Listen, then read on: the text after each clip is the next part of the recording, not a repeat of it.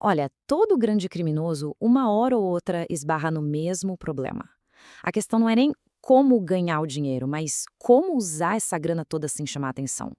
É um desafio que basicamente força qualquer um a pensar como um empresário, para transformar dinheiro sujo em algo que pareça legítimo. Hoje a gente vai dar uma olhada em como essa operação funciona. Para começar, vamos voltar lá para a década de 1920 e falar de Al Capone. O cara faturava rios de dinheiro com contrabando, jogo ilegal, enfim. Só que o grande desafio dele não era ganhar grana, era explicar de onde ela vinha. Não dava para chegar no banco e falar que era, sei lá, lucro da máfia. E a solução que ele achou para isso, bom, foi justamente daí que veio o nome do processo todo. Ele comprou uma rede de lavanderias. Pensa bem, é um negócio que lida com muito dinheiro vivo e que é quase impossível para as autoridades saberem o faturamento real. Então, ele simplesmente misturava o dinheiro ilegal com a receita do dia a dia. O dinheiro do crime entrava sujo e saía limpinho, literalmente lavado. Então, no fim das contas, a lavagem de dinheiro é isso. A arte do disfarce. É um conjunto de manobras para pegar um recurso que veio de uma origem ilícita e fazer ele entrar na economia como se fosse legal. E a gente não está falando só de notas de dinheiro, não. Isso vale para bens, recursos, qualquer valor que tenha vindo do crime. E olha, que ninguém se engane, tá? Isso não é feito de qualquer jeito, não. Existe um método, quase um manual com 3 etapas, que é seguido no mundo todo para transformar ganhos ilegais em patrimônio com cara de legítimo. Vamos ver como funciona essa linha de montagem. O primeiro passo é a colocação. É quando o dinheiro sujo entra no sistema financeiro. Depois vem a ocultação. Aqui é a lavagem propriamente dita, onde se cria uma teia de transações bem complicadas para confundir qualquer um que tente rastrear.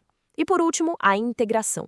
É quando o dinheiro, já com aparência de legal, volta para o bolso do criminoso. E na prática, como é que funciona essa primeira etapa, a tal da colocação?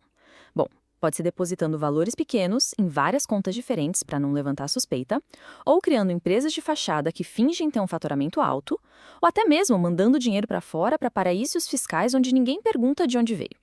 O objetivo é sempre o mesmo: criar uma distância entre o dinheiro e o crime que o gerou. Claro que, enquanto os criminosos vão ficando mais espertos, o sistema legal também não fica parado, né?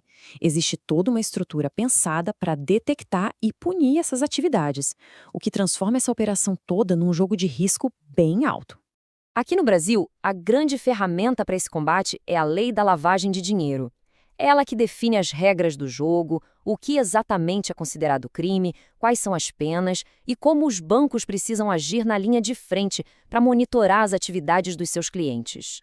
E não é pouca coisa não. A pena base de reclusão já começa de 3 a 10 anos, sem contar a multa. Isso já mostra que não é um crime financeiro qualquer. É tratado com a seriedade que um crime grave exige.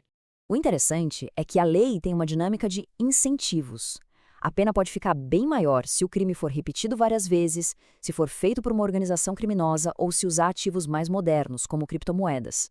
Por outro lado, se a pessoa colaborar com as autoridades, ajudar a desvendar o esquema, a pena pode ser reduzida. É um incentivo claro para quebrar o silêncio. Ok, então existe a lei, mas quem é que vai atrás disso? Quem são os detetives financeiros que têm o trabalho de ligar os pontos no meio de milhões de transações que acontecem todo santo dia? É aí que entra o COAF. Dá para pensar nele como se fosse o cérebro de todo esse sistema.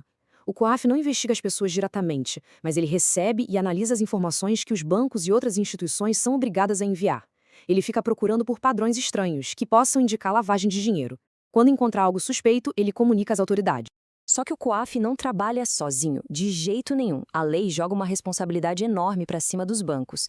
Eles são a linha de frente dessa batalha. E para isso, são obrigados a ter uma política bem rígida chamada Conheça Seu Cliente, ou KYC do inglês, Know Your Customer. Funciona como a primeira barreira. O primeiro passo do KYC é o mais básico de todos, a identificação. É simplesmente saber quem é o cliente, sem sombra de dúvida.